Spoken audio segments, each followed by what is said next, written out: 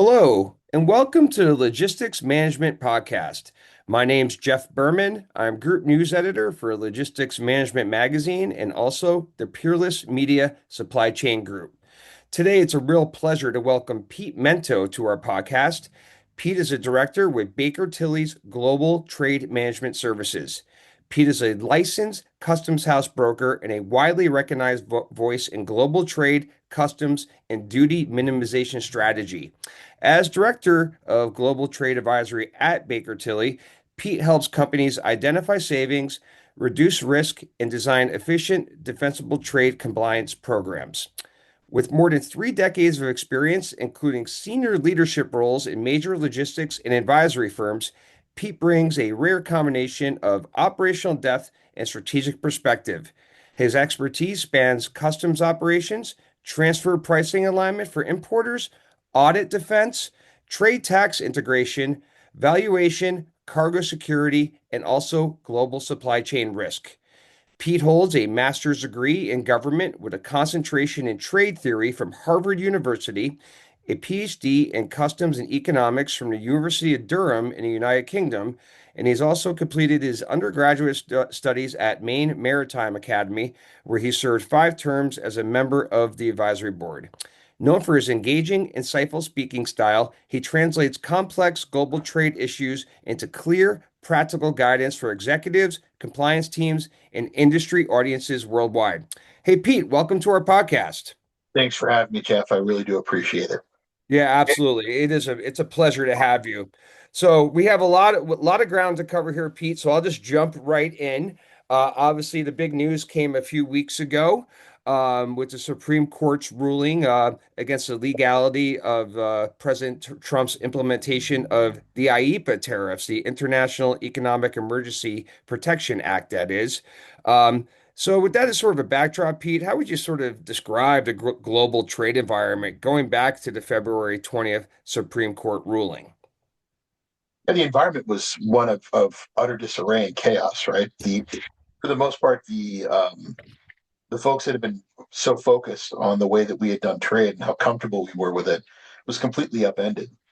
Certainty is something that this market really desires. They just weren't getting it. So we had hoped, with a ruling from the Supreme Court that would change, but it would appear that we're in that same degree of uncertainty, sadly for us.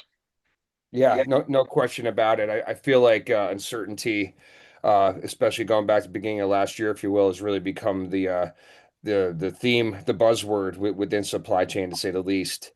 So Pete, last week, 24 states officially sued the White House in regards to the 10% Section 122 tariffs they implemented, President Trump implemented soon after the Supreme Court's ruling.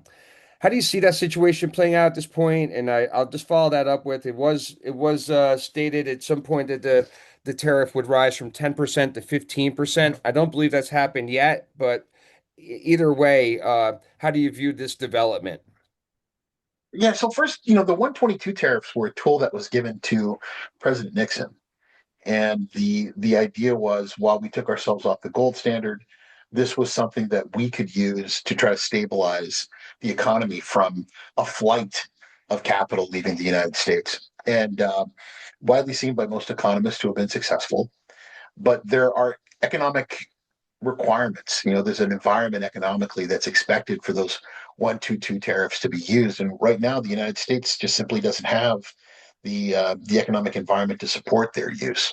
So I believe that these tariffs are going to be questioned through any number of courts, starting, of course, with the CIT and moving their way to the Supreme Court, and us finding ourselves in the exact same situation that we are regarding IEPA.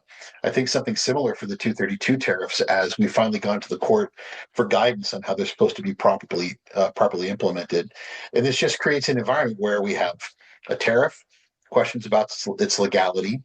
It's brought to the courts. The courts make a decision, and then from there we put ourselves in a situation of refunds or possible adjustments upward in the case of the 232 tariffs. So, Okay. that 10% originally, if anyone who follows me on LinkedIn knows it, we were all pretty shocked, Jeff, that it was only 10% because the Right. original rumor that was coming out of DC was now he's going with a full 15, which he can do with the 122s when they were implemented. But he came in at 10. So it begs the question, was this done to possibly put the president in a position where he can actually negotiate them up or down? And also, many of the frameworks that came out of the original Liberation Day negotiations, looking at Europe, Japan, Korea, 15% was the amount that was eventually settled on Hmm. between them. So I think that it's just part of a continuing negotiation as these 122s are implemented. It gives the president 150 days to try to close up the negotiations that he has with a number of different economies. And then in the meantime, he has that 150 days to start pursuing other trade remedies like 232 tariffs and 301 tariffs, which are extremely difficult for companies to challenge in court. Okay. Okay. And then sticking with the Section 122s for a minute, Pete, I guess I'll make it a two-part question.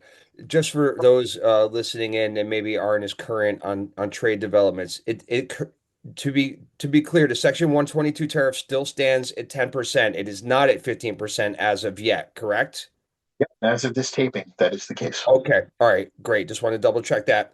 And so should Congress not authorize the continuation of the Section 122 tariffs, which would be roughly, I don't know, call it July 20th, simply because of the 100, roughly 150 days after the February 20th ruling. So should they not authorize the continuation of those tariffs, for which they're intact? What steps could the White House take related to implementing tariffs at that point? I know you had just mentioned the 232s in a 301 investigations as approaches. What are some other levies or I guess levers that could be pulled in that case if Congress says not so fast? Well, those are the ones, right? The 232s and the 41s. That's what they'll use. And the reason for that is so in the case of 232s, it's a question of the strategic readiness and the safety of the American people and our economy. It's very simple for the White House to craft a message that these additional tariffs are necessary in order to bring us that stability that we desire. So I can see how that argument would be not only a realistic one for them to make, but also a likely one for them to make that will live up to the scrutiny of our friends at the USTR. The 301 tariffs are a little more complicated, but we haven't seen the full force of the 301s. The 301s are Okay. about unfair trade practices. And it seems like forever ago, but it was really only a year ago. The United States was dealing with the misery of suddenly being watched so closely with regards to forced labor, slave labor. We really took a stand, and we did that in an international community to do so. That information that they were gathering on the 301s only strengthens the claim that could be used by the government. The slave labor, forced labor, unfair trade practices like currency manipulation, the theft of American intellectual property. These are all things that ultimately can become the basis for the argument by the government to implement those 301 tariffs. And I believe that they will, again, making it very hard, very, very hard to argue those in court. I think they make a good base case for why they should have them in place. Okay. Well said. So a big topic, and I obviously follow you on LinkedIn, Pete. And for those that don't that are listening in, one big topic in your post lately has been that related to IEPA refunds. So with the Court of International Trade recently ruling that importers whose U.S. bound goods were charged IEPA duties are entitled to refunds, what are the next steps? What happens now for this process? And what are the key things that industry stakeholders, BCOs, beneficial cargo owners, that is, importers, what are the steps they need to take? And I guess as another follow-up, what are the best ways for them to work with custom brokers, professionals like yourselves at Baker Tilly too? So that's the $300 billion question, right? What Right. happens next? And so the courts have said that the tariffs were illegal. We've all read that. And then the courts also said that they should be refunded. We've also read that. All of us have read that. What they didn't say was when and how. So the when and the how got kicked down to the two lower courts, the Court of Appeals and the Court of International Trade. And they've now been speaking up about that. So the Court of Appeals just kicked it down to the CIT, and the CIT said you need to liquidate these entries without the IEPA tariffs. That was the initial hallelujah moment for the trade community. What that effectively means is after no more than 314 days, the government is supposed to release that entry from further review. So it's given them a chance to see whether or not they have any questions about that entry, if they agree or disagree with the data in it. And then once that file is closed, they would effectively remove the IEPA tariffs owed by the importer and issue a refund. And again, huzzah, there was much rejoicing. But the problem is, Customs has come back and said we have a lot of issues. First of all, we have a responsibility to make sure that there are no other trade compliance issues inside of these entries. Classification, valuation, country of origin, basis of appraisement, how the HTS was done. That's what the whole point of the liquidation period is for. And Mhm. second of all, the Treasury is saying we don't have the money, which I find, I mean, they just took the money, right? Over the past year, they took the money. Where'd the money go? Did Right. it gambling problem we weren't aware of? Like, how'd this happen? So the they went to the CIT last Saturday, and Customs did, and they said we got a real problem here. The volume of work necessary, in our estimation, to process the claims for both post summary corrections and protests would create around 4.3 million hours of government labor, and Goodness. that's not something that we're able to put together anytime soon. So we have to have a system, and we need time. The CIT said this is ridiculous. I think all of us know you can just go into ACE, identify what entries IEPA was paid on, and press the easy button and get the money back. But the court is being told by Customs, no, it doesn't work that way. We have to review them to make sure the tariff was properly done. And while they do that, they'll look at everything else too, which is problematic because in my review of many brokerage customs entries that have been happening recently, I'm seeing an unbelievable amount of broker errors where mistakes were made during the very difficult days of when these tariffs were first put in place. Just couldn't catch up with the volume. The So Go ahead, Jeff. that's a great point, and also, and this is kind of a dumb question alert here on my behalf, I think, but it tariff rates were literally changing as goods were on the water. Especially last year when they started to get rolled out. I mean, how does that get monitored? How does things like that get monitored and or tracked and factored into all of this? They're going to have to review them. So I'll review an entry. I'll see when the IEPA tariff or was not applied. I'll look up the voyage, and then you can tell very easily that there was a feeder vessel that was used. Well, that resets the clock, or that the cargo transited Canada before it came to the U.S. via rail from a foreign destination. That resets the clock. Okay. Another issue are the 232 tariffs on derivatives. So we have conflicting information right now from the government about how 232 should have been valued on derivatives. It's going to court right now. And Okay. we're just seeing those mistakes as well. All right, understood. Understood. So Pete, no, it really goes back to the beginning of President Trump's re-entry into the White House last year. That supply chain uncertainty, that term has really had a profound impact on companies not being able to know what's coming next or be able to make capital investments, make future plans, etc. The uncertainty still remains. To be clear, but is it at the same level for industry stakeholders as it was say a year ago this time, or is it worse? You would think it's better, but no, it's worse. We have more types of tariffs now that can be implemented. We have we have different ways of valuation based on for these 232 tariffs. It's gotten worse, and then on top of that, new types of tariffs that are going to be implemented. He can use the 338 tariffs. He's currently using the 122s. It's just creating a lot more uncertainty. And there was a period of time. Yeah, the tariffs were terrible, but at least we knew what they were. We believed that we understood how they were applied to an entry, and that gave a degree of certainty. Even though we were certain it was horrible, it was a certainty. We don't have that anymore. So, this particular White House has made a commitment to use tariffs as a tool in order to affect trade policy, in order to use that as leverage to get us to a longer term solution with regards to trade and how Yeah. the economy is going to work. They're not going to give up anytime soon. That's just more uncertainty. No, 100%. Um, later this year, in July, the United States Mexico Canada Agreement, or more commonly known as USMCA, the replacement for NAFTA, is up for review in July. Um, what are some of the key things to monitor regarding USMCA? And what do you think, if you were to sort of gauge the odds here, what do you think the fate of USMCA will look like? Will it remain intact? Will it remain intact? Will it be altered in some ways? How do you sort of see it at this point in early March?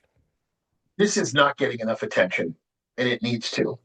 It's been widely reported that the U.S. has told Canada and Mexico, we have no problem walking away from this agreement and then seeking bilaterals with you two.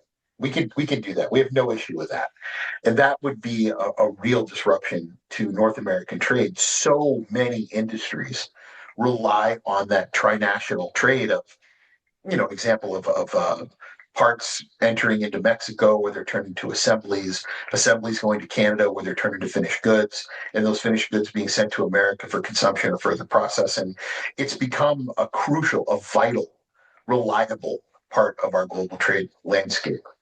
To say that we're going to walk away from it could be very problematic. The rumblings Hmm. that I see are, for those of you that don't know, USMCA qualification can be based on either or the regional value content hitting a certain threshold, meaning that the value of the components and the labor and production reach a certain threshold from Canada, Mexico, and the United States, or something called the tariff shift, where a number of components are assembled in a host country. And then because it's gone from being 10 or 11 different things to one new thing, the tariff is shifted from parts to a finished good, thereby qualifying for USMCA. It would appear that the U.S. government is sort of doing a carrot and a stick here. They're saying we'd like to broadly increase the number of products that qualify for NAFTA. So there are more things than ever that you'd be able to import. But we like to change the qualification to require more regional value content, which theoretically would mean more of those components, more of those parts, more of those base materials would come from those three countries, furthering a way for us to economically isolate certain nations, in particular China. So that's a very real concern. Do I stay up at night worried about the United States leaving the USMCA? No. But am I advising clients that they should really watch this? Because I mean, a year and a half ago, when we were telling people tariffs were going to be bananas, I don't think many people really thought they'd be as bananas as they are. So Yeah. I'm being realistic now in my advice that absolutely anything is possible, no matter how absurd it might be, if the message is coming out of Washington right now. No, no question about it. The bananas comment kind of is a direct hit to say the least, especially going back these last 15 months or so. So Pete, what words of advice or guidance could you please provide for industry stakeholders when it comes to navigating the ongoing and uncertain global trade environment? I assume doing whatever your customs broker is requesting of you is pretty close to the top of that list, if not at the top. Yeah, it certainly is. But at the same time, you need to make sure that your customs house broker is being responsible, checking on what they're doing. You need to stay on top of this. Set your Google alerts for the news and read everything that's coming out, even if it seems unlikely. It's so important when we talk about supply chain resiliency that we have worst case scenarios and we also have likely case scenarios that are in there because preparing that way is the best thing possible for everyone involved. I'm not seeing a lot of that right now. I'm seeing a lot of wait and see. Beyond that, it's really about preparing. We're going to have a process for getting this money back. It's going to happen. We don't know what that process is yet.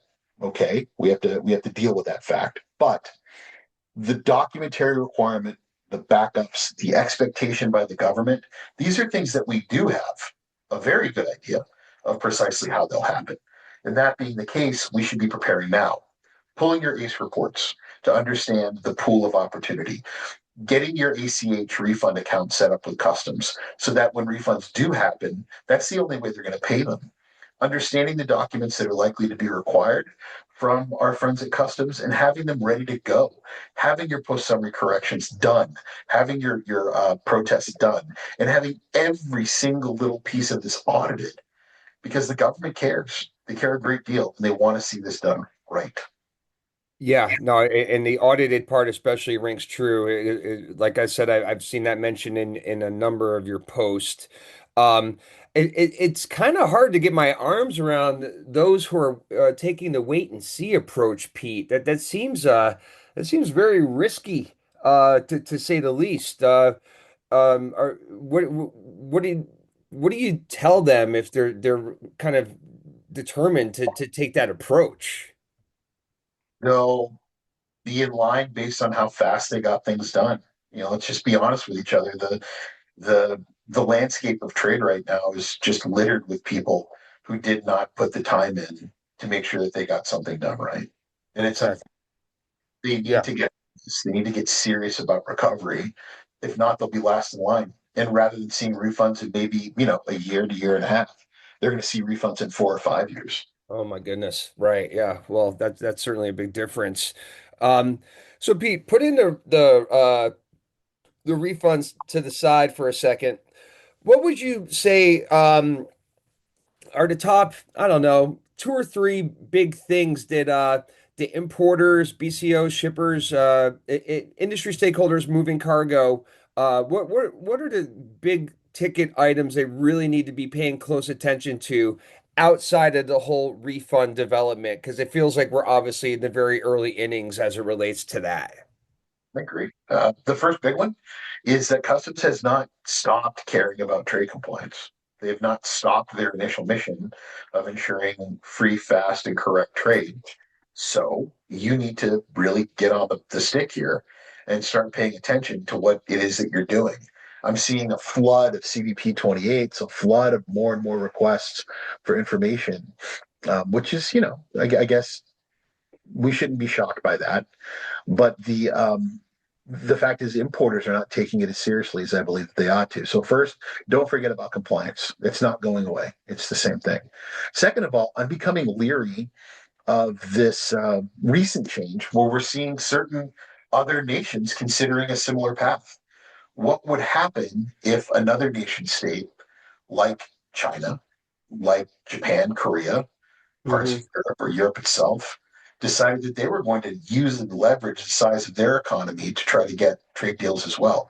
I don't know if they would affect the United States, but many of these BCOs, they're multiple nation, right? They're dealing with trade across all kinds of countries. So it would not surprise me in the least that this became an ongoing issue for them as they move forward. Okay, understood. Um, Pete, one question I meant to ask at the outset of our recording, but I meant it for it to be the first question, but I'll make it the last question. I apologize for that. I completely forgot. I was just wondering for those in the those listening in that perhaps are not familiar with Baker Tilly, if you could just please offer up a brief overview of your firm, its services, who your primary customers are, etc. So, of course, we are one of the largest tax firms in the world. I guess number five and number six. We do have representation in just about every jurisdiction you can imagine.